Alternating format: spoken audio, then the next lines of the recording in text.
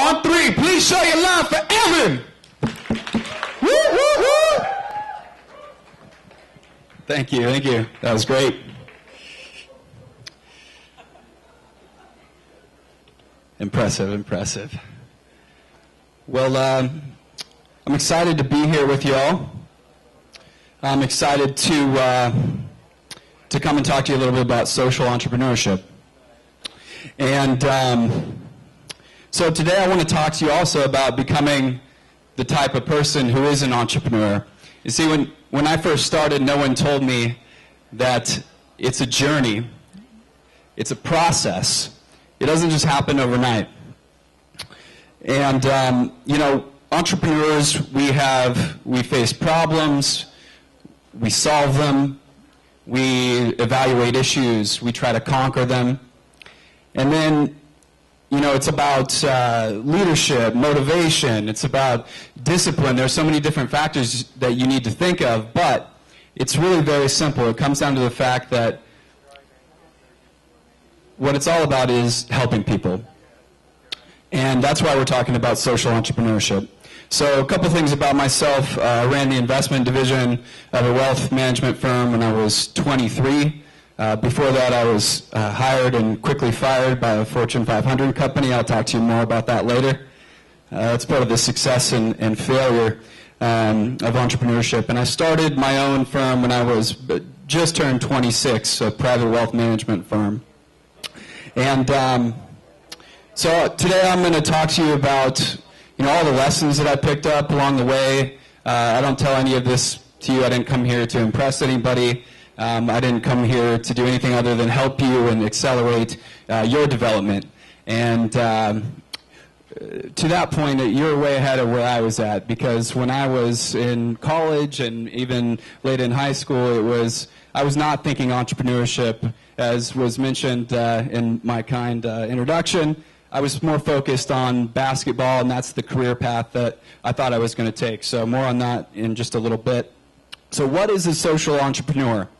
For the sake of this conversation today, we're going to define it. I want to make sure that I hit every word here. It's an entrepreneur that measures the success of their business in terms of a positive return to society, not solely in terms of profit and return. So I'm going to make the argument that you can do a little bit of both.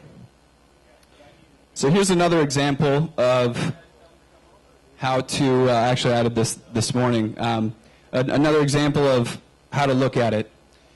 Social entrepreneurship. So I'm focused on triple win companies. I don't know if anyone's ever heard triple win companies. Profitable for their organization, positively affecting the world being the key element there. So in order to accomplish my goal today of helping you get ready to change the world, helping you to, whether it's enrolling in the entrepreneurship classes, I know you're fortunate enough to have a great faculty here and a focus on entrepreneurship. So hopefully I can nudge you, push you over the edge a little bit in joining those classes and adding that to a focus. But I thought it'd be helpful for you to know a little bit about my story. So we're going to start there. And I know that being an entrepreneur, there will always be obstacles. There will always be adversity. The failures, highs and lows, and my story has a little bit of all that. So that's why I was going to talk to you about my basketball career. And I know what you all are thinking. Who is this red-haired guy? And you know, they didn't let me play center, okay? I was a point guard. 5'10", with shoes on barely. So I figured if I'm not going to be taller than everybody, if I'm not going to be the fastest guy, I figured that I had to try harder than everybody. So I've essentially, the same thing as with entrepreneurship, I've made a career out of just driving and being disciplined and dedicated and just trying a little bit harder. So I'll tell you about my basketball career, how I got started in investments, talk to you about taking the entrepreneurial jump, and I mean that literally. We'll show you a picture in a little bit. And then I wanted to make sure to leave you with the best advice that I've ever received out of all the many blogs. I try to read about 100 blogs per day, at least scan them, and soak up as much information and read about 5 books per month to make sure that, you know, I'm always learning from the best minds. And then I'll give you some action steps that can help move you forward. Anybody know what city this is? It's a good picture. I took it myself. That's actually from the top of the Space Needle in Seattle, Washington. That's where I grew up, in the great Pacific Northwest, but now I live in the Los Angeles area, so you all are, again, way ahead of me, living in the sunshine. Good work. So this is sort of where it all began for me. I thought I had it all figured out. I thought that I knew exactly what my career path was going to be, and that was basketball. At 18, I was going to go to college and play Division I basketball. I was going to probably continue on, maybe go into coaching, maybe play overseas. And then I was playing in the All-State game against, as time goes on, I feel less and less bad about this, against a guy who's now won several slam dunk competitions. And he was really fast, and he went one way, and then my knee went the other way, and in a quick step, in a split second, I lost every scholarship I had except for one. And so that's how I ended up in the Seattle, Washington area playing small college basketball. And it was tough for me. It was hard. It was man, a huge disappointment. I thought I knew where I was going. And then just very quickly, everything had changed. And I rehabbed all summer and took the one scholarship opportunity that I had. And I started playing as a freshman, and then halfway through the season, boom, knee goes out again, and career over. And at that point, a lot of people were coming up to me and saying, "Oh man, Evan, shoot, too bad for you," and kind of aiding in the sulking and not feeling good about it. But I had a professor, and that came up to me and he said, "Evan, now that your basketball career is over, what are you going to do? Cry about it? What are you going to do? Flunk out of school? I got a call from a couple of your teachers, and your grades aren't too good." So I started thinking about it, and he said, "Are you interested in investments?" I said, "Yeah, I'm definitely interested in investments. I actually started trading stocks when I was about 12, and don't ask, it was a hobby for me." And so I started doing that, and I was interested. I started trading options. I started getting into the investments world, and then shortly after, or right before I graduated college, I took a job, as I mentioned, at a Fortune 500 company, and I was really interested in helping people. Back to the social entrepreneurship theme, I was really interested in doing what was right for them and helping them, and I got into this environment, and they were teaching me 100% about sales and how to trick people into investing, and I was like, this isn't what I signed up for. This isn't any good. And I had a conversation with my manager, and that didn't go too well, and so they fired me. And so I persuaded another company. I thought, gosh, I just got to try harder. I got to go to another company. So I did that. And one of the guys that I came in with, there was 4 or 5 of us at a huge company, global company, and he made some investments, and sitting on his desk no longer than a month or two after we started, he had a check for $180,000 for an investment that he placed a client in. Whoa. I was like, that's a lot of money. And but I started looking into the strategy, and I was going, I don't know. I'm not that excited. I'm not that money motivated. I mean, that was part of it. I wanted to do well. I wanted to make money, but I didn't want to cram somebody into something and then have to think about it later. Think about, what happened. Did I do the right thing for them? So then I went to an independent firm, and I thought, back to the try harder, will, just pure will. I thought success looks like me working 85 hours a week. Success looks like me traveling across the entire country. There were days that I would wake up in Seattle and go down to Portland, fly to San Francisco, and be in my own bed by 11:30 at night. And I did that for 3.5 years, and it was hard. I gained weight. It was not pretty, you guys. It was not good. And I missed friends' weddings. I missed birthdays. And I woke up, and we had some success. And, when I was 23 or so, we brought on a $3.5 million account, and I was so excited about it, and it looked like success. But I started adding it up, and I just said, gosh, I'm killing myself here. Maybe there's a better way to do this. Maybe there's a better way to approach, if I'm going to be doing this for the rest of my life. This is something I'm passionate about, helping people. Maybe there's a better way.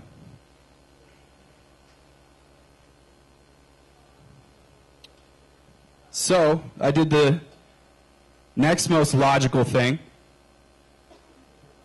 I paid money to jump out of an airplane from 14,000 feet in the air. And you might be saying, you're crazy, why did you do that? I don't know, how many of you have been skydiving before? Anybody? Nice. All right, we'll talk later. I've been twice now, but this was logical to me because I needed to find something that really scared me. And to be honest, nothing scares me, even to this day, more than falling out of a plane from 14,000 feet at 180 miles an hour for the first 10 seconds or so, and then you slow down to 120. And you fall for about a minute.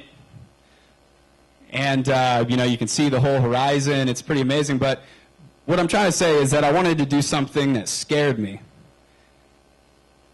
So what scares you? What are your fears? Is it health? Is it loss of a loved one? Is it starting a business that fails? I mean, what is your worst case scenario? What is your fear? And so that was designed to conquer my fear of heights. Doing the scariest thing I could do. And in the end, for entrepreneurship, I think a big part of it is defining your worst case scenario. Something that I talk to my company about and our staff. They ask, can we do this or that? It doesn't matter the details. And I'll say, will someone die if we do it?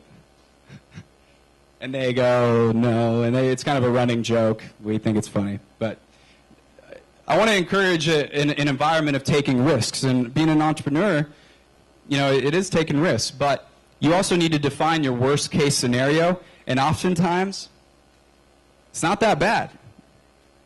If your worst case scenario is that you end up right back where you started, you put effort into it, you put a lot of time into it, but then your upside is unlimited potential. Your upside, we talked about the Google guys, we talked about being a billionaire. What is it that you want to do? Helping and so many different people. And after I jumped, I don't know, I hope for many of you that it doesn't take that. I hope you guys can just hear me say that and, and move forward. But after I jumped out of the plane, I thought, gosh, nothing could be worse than that.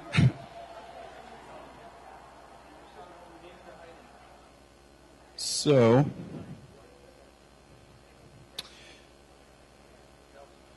here was the jump. Wendell Charles Financial, that's the company that I started, and I named it after my grandfather. If you're wondering who Wendell Charles is, it sounds like an older kind of a name. And I wanted to name it after somebody. He's still around. He's 88 years old, and he's still very, very sharp. And I really admired him. He helped me learn a lot of different things, and I didn't want to name the company after myself and have the focus be how much money can I make, how much can it be about me. I wanted to do it and have the motivation of my grandfather and a testament to his legacy, to everything he stood for, his generosity, his patience, his understanding of business. And so I thought that was a good way to do it. So what do we stand for? That's part of it. We wrote out a bunch of things. We show up on time.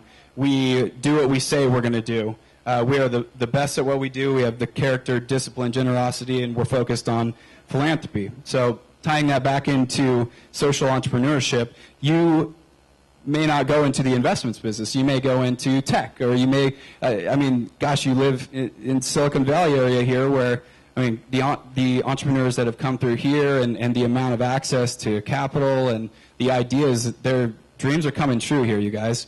And it's amazing to see. It's been fun to watch it. So you may go into a different area than I am, but I hope you can take some of the same lessons. So we opened up an office in Bellevue, Washington, and then quickly 6 months or 8 months into it, we opened up an office in Manhattan Beach, California, in Los Angeles County, which is where I live now, most of the time, and kind of operate both offices.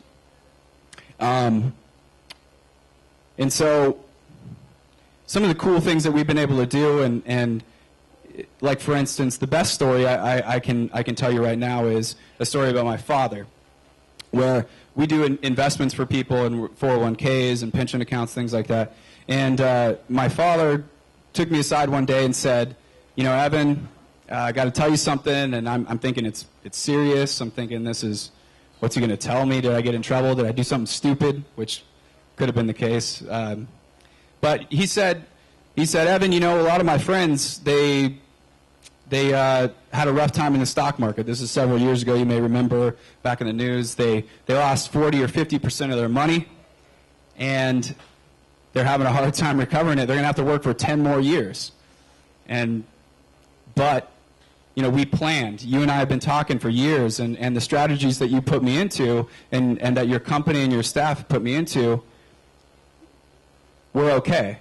And your mom and I, we crunched the numbers, and now we're going to be able to retire. And I was like, wow, I didn't see that coming. But, and he said, Evan, we couldn't have done it without you. And I was like, geez, it really hit me right there. Why am I doing what I'm doing? And what I noticed was I'm not doing it because I just am obsessed with numbers. I'm not doing it. It's because social entrepreneurship is a vehicle that allows you to help people, that allows you to change lives. And that's something that I think about in a story that I tell regularly. And I hope that, you know, as you're thinking about starting your companies, that you include those elements. So I know what you're thinking. You're an investments guy, and your industry is not typically shown in the best light. You guys are, the Wall Street bailouts and this and that, and I looked at it more of an opportunity. I looked at it as this industry is ripe for disruption. To me, that's a competitive advantage. To me, I looked at it and I saw that there was an opportunity to do right by people and incorporate some of these giving strategies. So a quote by one of my favorite entrepreneurs, Mark Cuban, he says, "Wherever there is change, wherever there is uncertainty, there is the opportunity." I thought that was good. So this is an example, 2 Feet project, of one of the things that we've been able to do. We started a campaign called the Wendell Charles 100, which is we wanted to get 100 millionaires putting in $1 million into a private foundation. You have to give away 5% per year, and we could still grow the principal. So we're giving away $5 million per year. Now, this is still in the works. We're not there yet. We have a long way to go. But this is one of the companies that we've been able to help start. It's a nonprofit called 2 Feet Project, help kids in East Africa that are underprivileged, that have some rough circumstances, stand on their own 2 feet.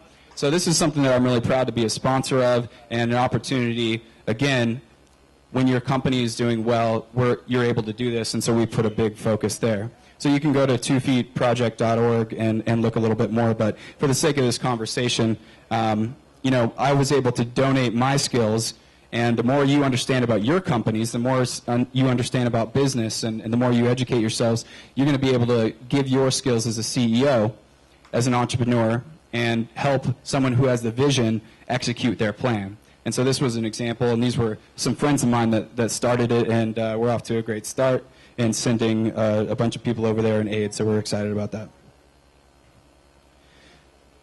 Okay, so that was enough about me and my story, and I hope you're able to get some of that out. But I wanted to leave you with the best advice that I've ever received.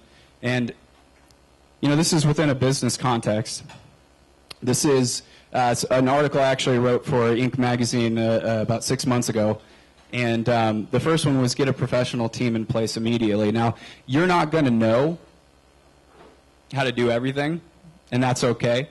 And I made the classic mistake of saying, look, I'm going to be the superhero, I'm going to run around, and I'm going to get everything done. I'm going to, do the accounting, I'm going to do the tax filings, I'm going to do the marketing, the sales. And pretty soon I realized that the stress from that was too high and the output was very low. And I was running myself ragged. So get a professional team in place immediately. Hire experts. There are opportunities. Use Eric's company, for those of you who were at the first speech, to crowdfunding is a new thing that's coming in. And you can raise money and make sure that you have enough to then pay the professionals. That's your attorneys and accountants, and probably a financial advisor to help you understand things like your runway. This is a big issue that entrepreneurs have. Your runway, the amount of money that you have divided by the amount of months that or divided by the amount of months you have left, you're going to either take off or you're going to crash and burn. That's your runway. So you gotta get to the place where you're ready to take off. Study extraordinary people. Read their biographies, read their books. A couple of my favorite authors are Malcolm Gladwell, Jim Collins. You could read the Steve Jobs books. Think and Grow Rich. If I was going to recommend one book, Napoleon Hill, Think and Grow Rich, for those of you who are taking notes.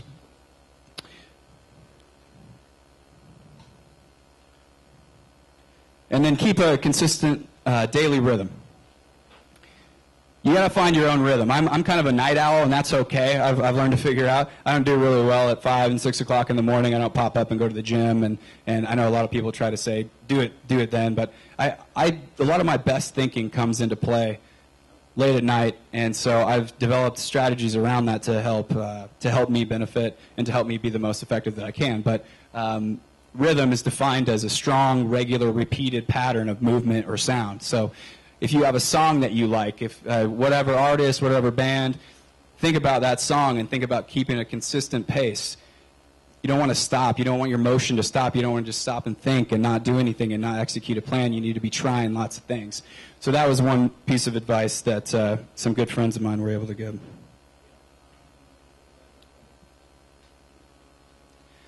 Action steps for you. So again, the reason that most people fail is because they don't take any steps.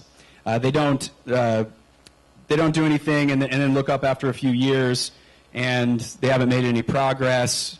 That's the worst possible thing you can do. So another thing is to celebrate your milestones, set your goals, make them clear, and then make sure to celebrate those. And just continue to move at all times. So determining your cause, back to social entrepreneurship. What are you passionate about? What is your family passionate about? What is, maybe it's cancer research, maybe it's a disease-oriented thing, maybe it's providing aid to the homeless. There are a lot of causes. There's no shortage of things that we can do to help people. So everyone has one. I'd say to, again, recommend reading Start With Why by Simon Sinek, and this is not a political statement, but Giving by Bill Clinton I found to be really interesting. And back to the book, educate yourself. Read the blogs, read books, biographies. Find a mentor or a model. You need to find someone that's done what you've done, and then ask them lots of questions. Take them to lunch, hopefully, help them out a little bit. But a lot of people would be more than happy if you would ask to be your mentor or your model. So write out your go plan. Again, I'm keeping it really simple today. This is high level, but write out your go plan. That's what I called it. I opened up a Google Doc, and I wrote out about 100 things that I needed to do to start my business. And I just went down and checked off the list. So number one is, again, entrepreneurial jump, skydiving. That's not an endorsement of skydiving. But do something that scares you. And then just go and start checking off the list.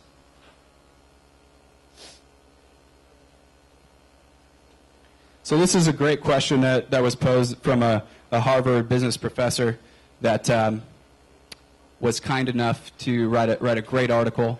And I thought it was a great question, and it relates to this field. How will you measure your life? So I'm in a cool business, and this is, we're going to do the final thoughts here. I'm in a cool business where I have the privilege of getting to know a lot of people that have been really successful, and it's so fun to hear their stories. And they're really proud of their business accomplishments. They're very excited. But the most fulfilled, the most happy among them are the people that have families. They don't measure their net worth, as what is the most important thing I'm doing in my life? Well, I'm making money.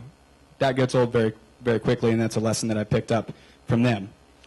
So the happiest among them are people who have family, have friends, or are being social and having an impact. And I truly believe, that's why I came here, that's why I was excited to talk to all of you today, was because I truly believe that entrepreneurship is the vehicle that will provide that for you, the opportunity. It's the unlimited earning potential. It's the platform that you can let your creativity run wild. It's... and I would challenge you to add the word social to it. Use your company to make a difference. Use it to donate a portion of your profits. This is all part of the motivational aspect and what hops you up in the morning, what makes you jump out of bed. And for me, it's those sorts of things. We also want to create jobs. We want to hire a ton of employees, pay taxes that pay for bridges and schools and education. Again, entrepreneurship is the vehicle that can make that happen. So I deeply believe that, and that's why I came here. And I think that we can definitely make this happen together. And this is a picture of some friends of mine. I'm, along with my friend Lisa Nicole Bell, I'm the Los Angeles ambassador of the Young Entrepreneur Council, which is a great group. I would encourage you to join groups of entrepreneurs, hang around like-minded people. We come together once a quarter and we talk about what we're doing, what our companies, how we can help each other. So that's another quick piece of advice. But I think measuring your life, it's going to be about the relationships, and it's going to be about the legacy that you yourself and your company are able to leave.